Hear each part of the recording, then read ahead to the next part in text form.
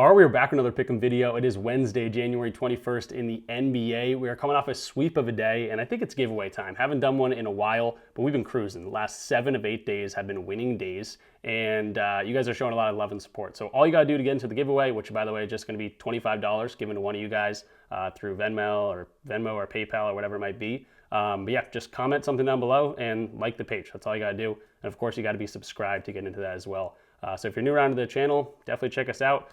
We've been doing it for a while, and hopefully you'll enjoy the content. So what we're going to talk about in this video, we're going to go over the recap of yesterday's video picks like we always do. We're going to talk about the 7 games and the injury report. We're going to break down who's playing, who might not be playing, and how that's going to affect any sort of minutes. And then we'll jump into the plays for today. Again, you can fast forward anything you don't like, injury news, whatever it might be. But I know a lot of people do enjoy that and get a lot of info from that injury report. So that's what we got going on for today. And let's hop into the recap of yesterday's picks. And what a beautiful sight it is. All green. You cannot complain about that. I was writing a script about how I was going to talk about Anthony Edwards today because he didn't score any points in the fourth quarter, had 0 of those things, was on 29 points entering the fourth quarter. And then with 2 minutes left, this guy goes, berserk, scores like 10 straight points or something. They do end up losing that game, so they should be ashamed of themselves. They let Nurkic go for a triple-double on him, monster triple-double. They let Keontae George's career high, like 45 points or something.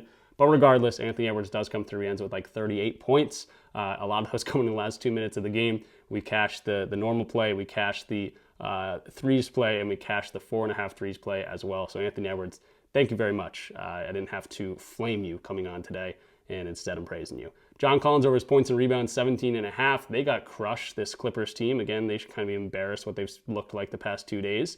But yeah, he cashed this with points alone. Points and rebounds, I think he had 23 points.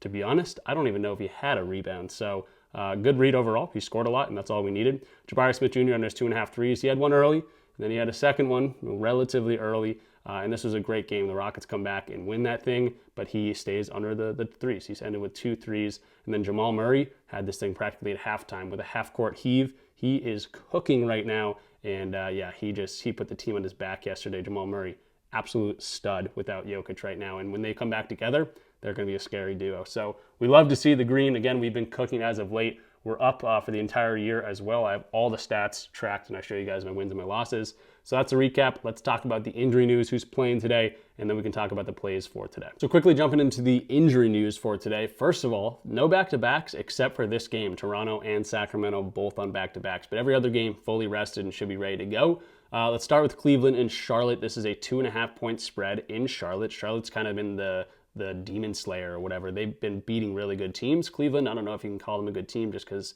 they have looked pretty bad over the course of the season, but we're still going to get no Darius Garland. We're still going to get no Sam Merrill, which again, you got to look at Jalen Tyson, who's been hooping without those guys. But there's going to be some sort of regression back to the mean. He's not going to go off every single game, but he definitely is someone to look at. Donovan Mitchell projected for 36 minutes. DeAndre Hunter projected for a lot of time off the bench. Craig Porter has been getting some time. And then Lonzo Ball, just not, hard for him to get minutes on this team as of right now. Charlotte, relatively healthy for this team. They got Bridges, Miller, Concanipple, LaMelo, and Diabate still starting for them. Cockbrenner was the starter at the beginning, but it's been Diabate the last few weeks even. Colin Sexton, the main guy off the bench for them after the center rotation. But yeah, LaMelo is kind of the one you're iffy on. If he doesn't shoot well or doesn't play team basketball, they don't play him very much. But again, not expected for 30-plus minutes typically, but you never know. If he's cooking, I'm sure they'll keep him in there. Then we got Indiana and Boston. This is a 10-point spread in Boston. The Indiana Pacers, obviously they've been dealing with a ton of injuries.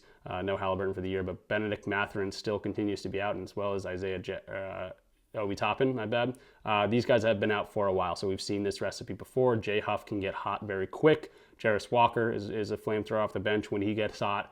Siakam, he plays very well against the Celtics historically. Then on the Celtics side of things, projected minutes, we know D. White, Jaylen Brown are going to get the bulk of it. Peyton Pritchard and Anthony Simons kind of going to be flip-flopping a little bit if Anthony Simons comes there and he's really hot. I think they might switch the minutes here for Peyton Pritchard and Anthony Simons.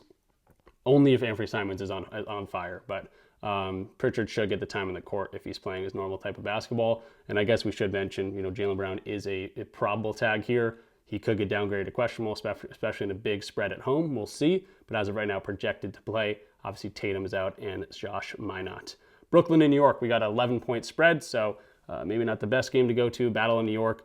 The Knicks have looked horrible lately, and they're fully healthy, so I expect them to come in, maybe actually win a game here. They are home, which they've been much better in the season, but they've been slipping as of late. They've been talking about trading Karl-Anthony Towns, all this new stuff. So we'll see what happens with New York, but they should get the best of Brooklyn, unless Brooklyn catches them off guard. They do have everyone active. Cam Thomas still coming off the bench, looking more like an actual basketball player than just a dude that shoots every single time, getting a lot of assists recently for his standards especially. But Michael Porter Jr., obviously the main guy here. Claxton's going to come in and run that center position. Clowney's been good. Igor Denham, very fun rookie to watch. So we'll take a look at this. But again, 11.5 point spread might get a little dicey, especially with the Knicks, needing that bounce back spot at some point. Then we got Detroit and the Pelicans. This is a 10-point spread, but Detroit's on the road. Pelicans are home. And, this should be a spot that Detroit probably handles business pretty early. Trey Murphy and Zion going to get the bulk of the minutes here. Herb Jones, questionable. He has missed a few games over the past few weeks. Derek Queen, Jeremiah Fears, the Rooks are going to get their time on the court, but don't be surprised if Sadiq Bey is actually getting 30-plus minutes. Again, more of a guy that if he's playing well, if he's scoring well, he's going to get more time on the court. Jordan Poole, kind of similar situation, and honestly, Yves Missi too. They'll play Yves Missi more time than Derek Queen, or at least half the split the minutes if one of these guys is playing better than the other. But the guys we know are going to play a lot is Trey Murphy and Zion against this team. But 10-point spread, Pelicans at home here, could be closer than maybe people think. And on the Pistons side of things, they're not really dealing with any sort of injuries. We got the normal lineup for them running out today. Hopefully no blowout if you're going to be attacking this one, but if you do, maybe look at some unders. Atlanta versus Memphis, we got a 1.5 spread. No Porzingis still. He's dealing with that Achilles foot injury, something going on with him. There's always something with him. And Zachary Richardson also out for them. Going to be Jalen Johnson, Nickeil Alexander-Walker, and Yeka and Dyson for the majority of the minutes. CJ McCollum has been playing okay for them, getting a lot of time on the court. I mean, they traded Trey for him, so they should value him a little bit. And then Corey Kispert, kind of the guy that's, he could lose minutes if one of these guys comes in and plays very well. That's the guy you'd be looking at. But the starters, the main four starters, they should get a whole bunch of time against this Memphis team. And it's going to be a hard one to honestly read the Grizzlies, just because you never know what jaw you're going to get. And that kind of changes things when you get, an aggressive jaw versus a guy that doesn't look like he wants to be out there. Then we got Thunder in Milwaukee, 9.5 point spread, and there's some question marks on the Milwaukee Bucks side of things. Kevin Porter Jr. and Miles Turner, both huge players for them, are going to be questionable in this one, so it's going to be tough to read if these guys are going to play or not. And they've both, I think Miles Turner definitely missed a game recently, I think a couple days ago. So we'll see if they go out there and play. If they, it's going to be the direction of the Bucks. So they're going to be like, hey, let's go head-to-head with the defending champs, who have started to click once again after that little skid mid-season. And the Bucks have they've been struggling, let's be totally honest. And maybe Giannis has 1 foot out the door. So if they do play and, they give them a chance, I would say that the Bucks probably cover this line, that 9.5. If they don't play, I don't know where it goes from there. So that's kind of my thought process on this one, that the Bucks, I don't really know their direction, and I could see them, taking the Thunder right to the end of the game, and I could see them losing by 35. I don't have a read on them. But the Thunder side of things, we got a whole bunch of injuries still. No J-Dub, no Caruso, no Hartenstein. Jay Will got hurt last time. That's the worst of the two Jalen Williams. So we'll see if he even plays. So we could see a lot of projected minutes for these other dudes, like Lou Dort's been shooting well. Aaron Wiggins has been playing really well. AJ, Isaiah Joe, Casey Wallace, all these dudes can get pretty hot, especially in an extended run. So I would say, hey, if you think this is going to be a blowout situation, you're going to be wanting to attack those, bench guys for the Oklahoma City Thunder, a Casey Wallace, an Isaiah Joe, even an AJ Mitchell sometimes. But if you think this is going to stay close, that's when you probably attack a Chet or a Shea or something. So weird one right there, just a lot of injuries. And then the two teams on a back-to-back, as of right now, RJ Barrett and Murray Boyles both questionable. They both did not play last game, so we'll see if they return on the second leg of the back-to-back, but they've also missed some time recently. For the Sacramento side of things, no one on the injury report. This team is kind of aging a little bit.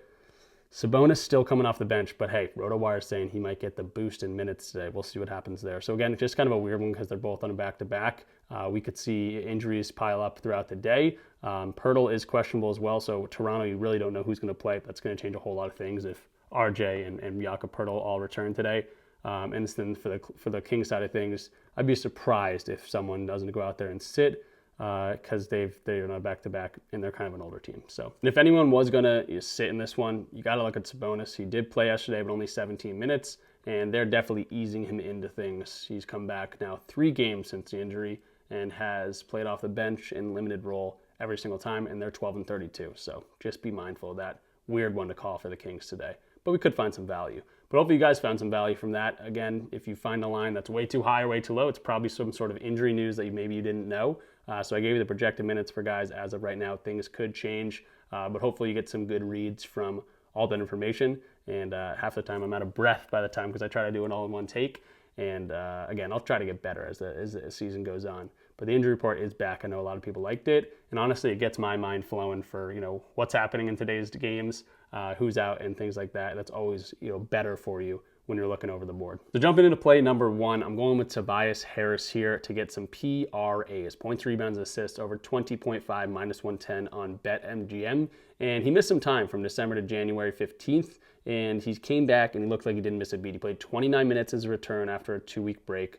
Got 16 points, chipped him with 7 rebounds, 2 assists. We're not going to expect too many assists from him, which was great to see. And then he came back the next game, and they won that game by 43 points. He only played 18 minutes. But the big game I was watching was the Celtics game. He was really, really good in this game. 25 points, chipping in with 3 rebounds, but 8 rebound chances. Did a little bit of everything. Really just took over the scoring aspect because Cade was really struggling in that one. Now he gets, the Pelicans, who are a great matchup for him to do some damage, catch and shoot within 10 feet, spot up transition. The one thing you got to worry about is the blowout situation. This is a 9.5 point spread. And if it stays within the 9.5 point spread, if they're up by 10 points, I expect Tobias Harris to get his normal run here. If it starts being a 20-point game, that's where you're going to see Tobias Harris lose some time. And I think that's where we lose this matchup. But it is good to see that Tobias Harris specifically has played for the Pistons in a lot of road games, 14 road games, and he's played pretty well on the road. But he's only been in a couple blowouts. Really only one blowout. 22-point victory over the Lakers. Every other game has pretty much been 13 points is the farthest game to see. They lost that game by 13. And then there's another game that they won by 13. And he still had 27 PRA, played 23 minutes. I'd like to expect a little bit more today. But yeah, that's kind of what we're going on. The Pistons, not a huge team that go out there and blow the teams out. And the Pelicans relatively healthy. Pelicans, I keep messing that up. They got Trey Murphy, they got Zion, they got Derek Queen. Those are their main few guys. And they have Sadiq Bey off the bench to make things, frustrating for the Pistons. So the Pelicans could, at home, keep this thing very interesting. And then we're going to see a few more minutes from Tobias Harris. And that's really all we need. If we're going to get the 25-plus minutes that we need from Tobias Harris, the hit rate starts to go up and up and up for this guy. It's when he loses the minutes in a blowout or he gets hurt or whatever it might be, that's when he's not hitting this line. So 25-plus minutes, I think that's pretty easy to expect from this guy. When you go to RotoWire's projection, he's projected for 32 minutes. So 25-plus, I think that's pretty generous. If we go to like 28-plus, though, the hit rate just gets better and better. We just need Tobias to be on the floor. And I do like the Pelicans' chances of keeping this thing relatively close. So great matchup for him to do it. It's a minutes play at the end of the day. Hopefully they can keep it close. You can do it against hard matchups, easy matchups, but I think you should be able to get this one. 20.5 PRA. Again, this is a guy that can get this in points alone. And before we move on from this game, because again, I think it might stay close. If it blows out, both these things are probably cooked. But on the Pelican side of things, I like Derek Queen to get some rebounds. Again, not sure if this is going to be a full official video pick, but -104 for a 6.5 rebounds line. The guy's hitting this at a 75% clip. It is a tough rebounding matchup. It is a very good defense overall. That's honestly where he struggles, and that's probably why it might not make it as a full official play. In these challenging matchups, the hit rate drops off dramatically. But even in tough matchups, if he's going to get the time on the court, which I would say would be like 25 to 30 or 32 minutes or so, he's still over this in 62% of games in these challenging matchups. Now, again, it might not make it as a full official video pick because we're already betting on Tobias Harris. And again, if this is a blowout, we probably don't hit either of those plays or probably at least one of them. But we'll see. I think Derek Queen could absolutely get this. The hit rate on this line is great. He could lose some minutes to Yves Missi if he, plays better than him off the bench. But I think they're going to need Derek Queen to be that facilitator, to be that rebounder, to be that points guy, to be that kind of multifaceted asset that they have. And that's why I think he could get, a decent amount of time in this one. So even in difficult matchups, he's been going over this. If he gets to 25 to 32 minutes, if he gets 25 plus minutes, it turns into a 66% hit rate. I don't know if we can expect 35 minutes from him unless this goes to overtime or something, which is what we've seen. But in that 25 to 32 minute mark, He's hitting this more times than not. Is it a difficult matchup? Yes. Is it a great defense? Yes. Could it blow out? Yes. That's kind of all the negatives that are here. But I wanted to point this one out because I think it's a really good read, especially at the price at -104. Got to be something I look at. Jumping into play number 3 or 2, whatever you want to call it. Grady Dick under his 8.5 points, -123 on DraftKings right now. He's not been hitting this. He does not get a ton of minutes on the floor, and we could get a decent amount of guys returning. We might get RJ Barrett. We might get Jakob. We might potentially get Murray Boyles back. We're going to potentially get almost a full lineup from the Raptors. And if you're not familiar with the Raptors game, they're in the hunt in the East, so they're not messing around. They are going against the Kings, who have been better as of late. They're getting Sabonis back. They're also on a back-to-back, so we'll see if anyone sits there. But we'll see what happens. As of right now, the Raptors are potentially going to start all the guys they played yesterday, plus they might get some guys back. In back-to-back situations this year, Grady Dick's only over this in one game, the one game he went over. Shot really efficiently, 57% from the floor, 50% from 3, and also got to the free throw line a lot more times than he usually does.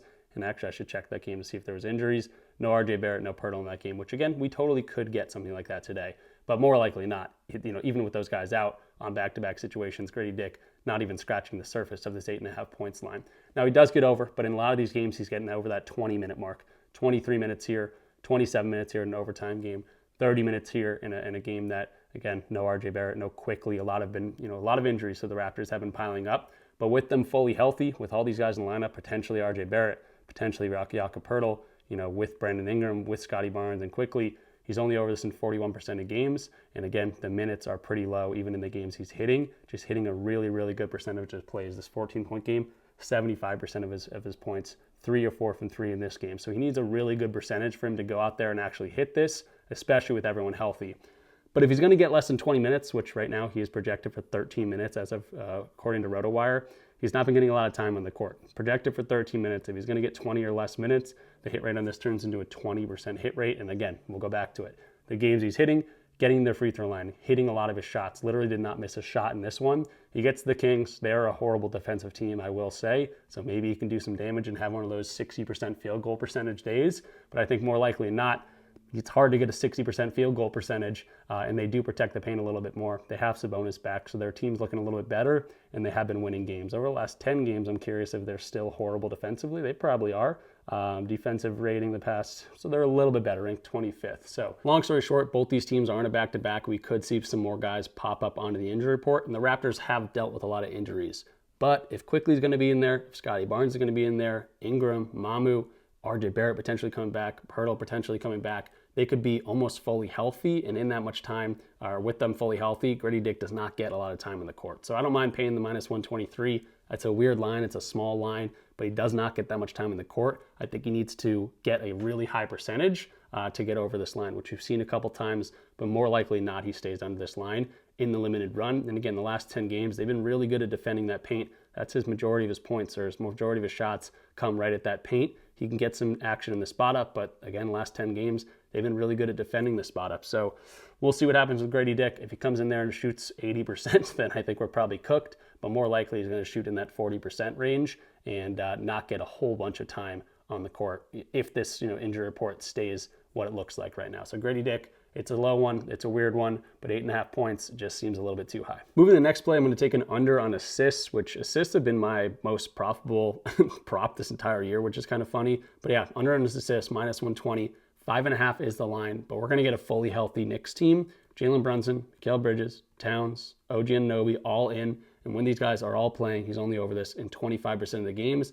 And a lot of these games he's going over, he's just getting that 6th assist. Now, this is a great matchup for assists. I will point to that. But even in matchups that allow a whole bunch of assists with everyone healthy here, we can see that he's only over in 2 of 7 games. Sure, he lands on 5 sometimes. And the only 2 games, again, going the over are the 6 points. They're all also big favorites, so a blowout situation would be good here. The Knicks probably need a good game at some point, and they're due for one. But even in games they're winning by a whole bunch, the hit rate does go up a little bit. Let's say they win by 10 plus points. He's over still only in 3 of 10 games. So I like to see this. It's a one that's much more likely to be on the under, especially with Brunson in the lineup. If Brunson doesn't play, I usually attack Josh Hart's over assists. But Brunson should be in the lineup. He should be trying to will his team to victories here. The Knicks have been struggling a whole lot. They're losing their chemistry a little bit. Towns is in trade rumors. I don't really like what I see from the Knicks. And Josh Hart, yes, could absolutely get some time. But again, even in the last 20 games, his max assist has been eight assists one game. And the 4 other games he's gone over, he just got that 6th assist. And the potentials are not even crazy either. 9 potentials, 7 potentials, 10 potentials, 9 potentials, 8 potentials. He's pretty much maxing out at 10 potential assists. And if you only get 10 potential assists, you got to convert, pretty higher than 50% to get that 6 assist mark. So it's a good matchup for assists, I will say, but he has not gone there very much against this, or I guess with everyone in the lineup. He has played these guys once before, or twice before actually, if I get rid of everything. He went over in one game, he went under in one game. One of those games, OG Anunoby didn't play. He played 38 minutes in that game, just so you know. Has not been getting the 38 minutes a whole bunch this season. The other game, 36-point victory, 3 potential assists. Everyone played in that one, and this is a game he only had 2 assists. So definitely like the potential for more on the under, minus 120. I don't care about paying that price for a hit rate that's been great. Again, very, very healthy Knicks team. Josh Hart does lose some minutes in those situations, and we'll see what happens if the Knicks can even get a win here. And if it's a blowout, that's going to be helping us on the under. And moving to the last play of the video, it's going to be Shai Gilgeous-Alexander to knock down 2 3-pointers. We went to this the other day. He did not get there for us. He did shoot 4 of them. It was a blowout situation, and he just couldn't get there for us. But again, we've tacked this for the same reason. No J-Dub in this game. The hit rate jumps up to a 65% hit rate without J-Dub in the lineup. The other thing is this could be a blowout. It is a 9.5-point spread. The Bucks have looked horrible. They are on the road here, so maybe they need to rely on Shai a little bit more. But even so, games they win by 15 plus, or even just 10 plus points, he's over this in 78% of games. In these blowout situations, he usually knocks down 2 or more threes, 81% hit rate without J-Dub in games they're winning by a whole bunch. So if the Bucks are going to roll over and just keep getting pounded by every team that pretty much they play, I think they got a win against the Hawks recently, but they squandered a lead there. They're dealing with some injuries. This could be a blowout. The hit rate looks great on that. The hit rate does not look great in the past few games. Shai has not been going out and getting a lot of points. And I mentioned this in the injury report. This could be a spot that some spot-up guys come in there and knock down some threes. I think you could absolutely attack some of those guys. But Shai should get the time in the court. Unless he's not playing the fourth quarter, I expect him to go in there and knock down some threes. And some of these games he gets over, he shoots 3 threes and knocks down like 2 or 3 of them. Shot 6 threes in here, shot 5 threes in here. They have not played these guys once yet this year, which is unfortunate because I'd like to see how many threes attempted there. But you can see the 3-point lines without J-Dub in the lineup. He's going to get around 5 3-pointers attempted per game. If we go to stats, we go to 3-pointers attempted, around 5.2 in games without J-Dub in the lineup. So that's something I do like to see. If he's going to get around 5 threes, so shooting like, let's say 4 to 6 3-pointers on the night, that's when the hit rate starts a little bit, hit a little bit more. 4 to 6 threes in the night, 70% hit rate. Has not been getting there recently and usually knocks down 25% from 3. If that can be regression back to the mean, he's due to have a good shooting night. One of those 50% nights even would be great. But without J-Dub, 4 to 6 threes, hit rate's just too good to ignore. So minus 120 on the over for the 3-pointers for Shai. Before we jump into the recap of today's video, if you're not on Pickit, you should absolutely check it out. You can use code RichPicks when signing up. You get $3 or $100 when you sync a sportsbook, and it's free for you guys to use. They have a great mobile app as well. Pickit is awesome. You want to know if you're losing, if you're winning your plays. I have the website pulled up right now. I can see that I'm up 530.4 units on my entire betting career, and about 390 of those units have been since January 1st. So I've been on a roll ever since I kind of went more heavy into sports betting, and you can see exactly what you're doing on certain sports books or DFS platforms. You just sync your sports book, you get that $300 or $100 using my code RichPicks, and you can tell if you're winning or if you're losing. So jumping in the recap of today's video picks, we have Tobias Harris and Derek Queen. Same game, both overs, 20.5 PRA for Tobias Harris, 6.5 rebounds for Derek Queen. Now I'm very, very, very close to doing full units on this, but I know that the Pistons could blow these guys out. At the end of the day, it could be a blowout, and that could really hurt both these plays in blowout situations. But if it's not a blowout, I like both of them a whole lot. So I'm going to throw 0.75 units on it for both of them, actually, just to be a little bit more cautious in the approach. I got Grady Dick on his 8.5 points. I got Josh Hart on his 5.5 assists. And I got Shai Gilgeous-Alexander to knock down 2 or more threes in this one. Those are all going to be 1-unit plays. And to be honest, the slate I thought was going to be a lot better than it was, just looking at the matchups. A lot of underdog teams are playing at home, but I didn't see a ton of value out there just yet. But I will continue to do that and send out more plays to my Discord community, and that's where you get access to all my plays. So don't forget, I am doing a giveaway. All you got to do is like the video, comment something down below to enter that, and I'll announce it tomorrow. $25 to the winner of that. So definitely check that out. I appreciate everyone watching the videos. Check out Pickit. That's code RichPicks when you want to sign up for that. Check out Props Madness. That was a tool I was using all throughout the video. And check out all the links in the description as well. You can get some deposit matches and things like that when you use my code. So it's a great way to support the channel as well. So thank you guys for watching. I will see you in the next video, hopefully recapping another winning day. 7 of the last 8 days have been winning days. We're probably, due for a bad day here at some point, but we're going to try to ride the momentum as long as we can. And again, really seeing the board well over the past few days, honestly, past few weeks for us. So thank you guys. Good luck with all your bets. I don't think there's anything else I have to say. So I'll see you in the next one. Peace out.